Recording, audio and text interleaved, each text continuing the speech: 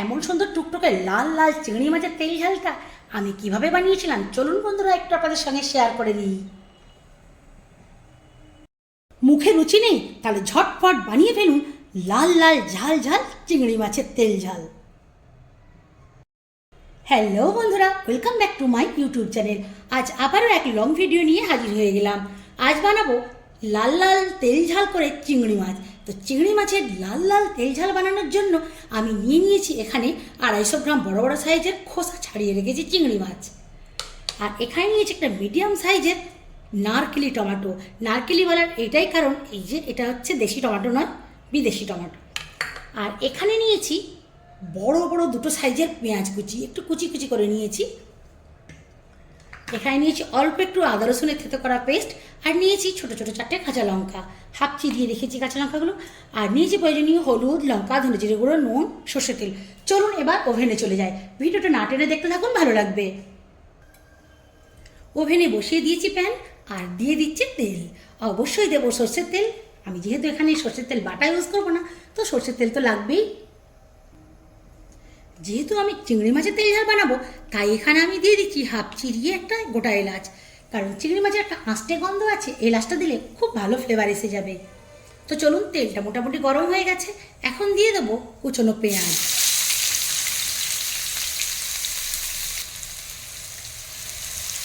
পেঁয়াজটাকে নামিয়ে ছাড়িয়ে একটু লাল লাল করে ভেজে নেব।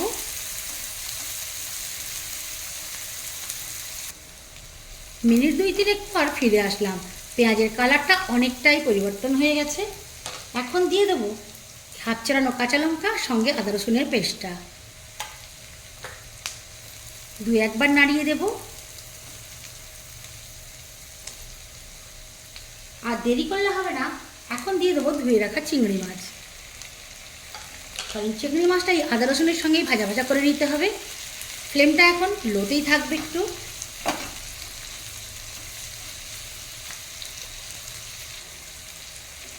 2-1 মিনিট ছাড়া ছাড়া নাড়িয়ে দিতে হবে। ফ্লেমটা এখন আমি হাইয়েতে করেছি।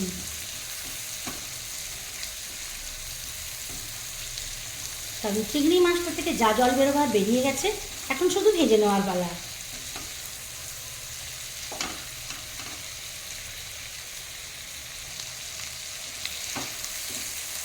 আবারও নাড়িয়ে দেব। তবে চিংড়ি মাছ খুব বেশি আর ভাজবো না।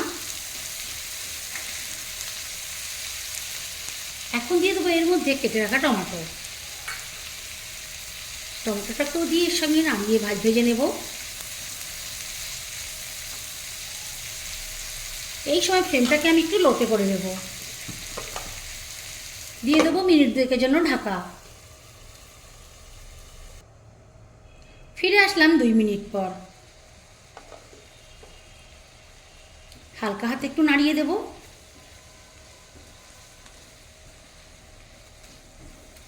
ফ্লেমটা এখন হাইয়ে করে দেব।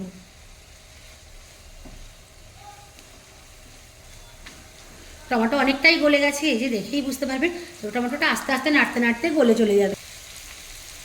এখন দেব প্রয়োজনীয় মশলা। পরিমাণ মতো দিয়ে দিয়েছি হলুদ, লঙ্কা, নুন আর ধনে জিরের গুঁড়ো। সবগুলো দিয়ে একটু নাড়িয়ে ভালো করে মিশিয়ে দেবো।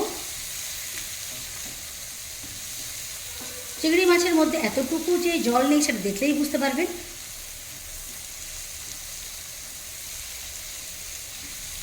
দু 1 মিনিট একটু নাড়িয়ে ভেজে নেব। মশলাটা কষানোর জন্য অল্প একটু জল দেবো, একদম অল্প, 4 চামচের 1 চামচ বলতে পারেন।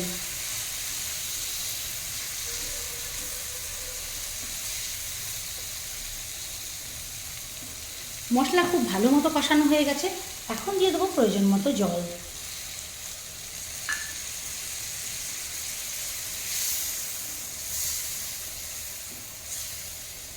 জলটা দিয়ে একটু ভালো মতো করে নাড়িয়ে মিশিয়ে দেবো। কারণ কিছু কিছু জায়গায় একটু একটু লেগে যাচ্ছিল, মানে অনেকটাই জল শুকিয়ে গিয়েছিল। যাই হোক, আমি এখন অ্যাডজাস্ট করে নিয়েছি। এখন দিয়ে দেবো ঢাকা।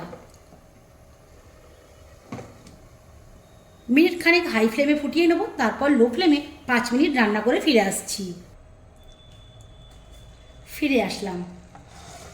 দেখুন ফ্লেমটা লোতে করা আছে, আর কীভাবে ফুটে ফুটে জলটা কমে গেছে।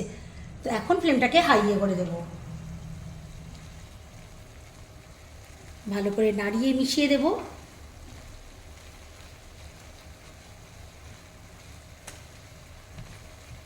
অবশ্যই এখন নুনটা চেক করে নেব। নুন তো একদম ঠিক আছে। এখন স্বাদটা ব্যালেন্সের জন্য দিয়ে দেবো 2-4টে চিনির দানা। নাড়িয়ে ভালো করে মিশিয়ে দেব।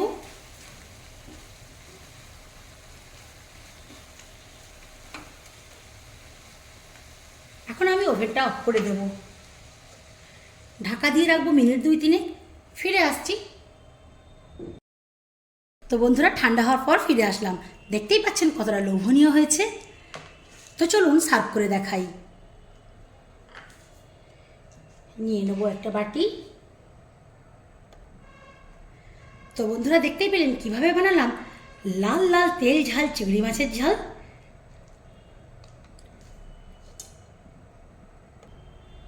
কেমন লাগলো অবশ্যই কমেন্ট করে জানাবেন। ভালো লাগলে লাইক করবেন, অন্যকে দেখার সুযোগ করে দেবেন। আর যারা যারা এখনও পর্যন্ত আমার ইউটিউব চ্যানেলটা সাবস্ক্রাইব করেনি, সাবস্ক্রাইব করে আমার সঙ্গে থাকবেন। তো আজকে বন্ধুরা এই পর্যন্তই। আবার অন্য কোনো দিন অন্য কোনো ভিডিওর সঙ্গে হাজির হব। আর ও হ্যাঁ, পাশের একটা বেল আইকনটা কিন্তু প্রেস করতে ভুলবেন না।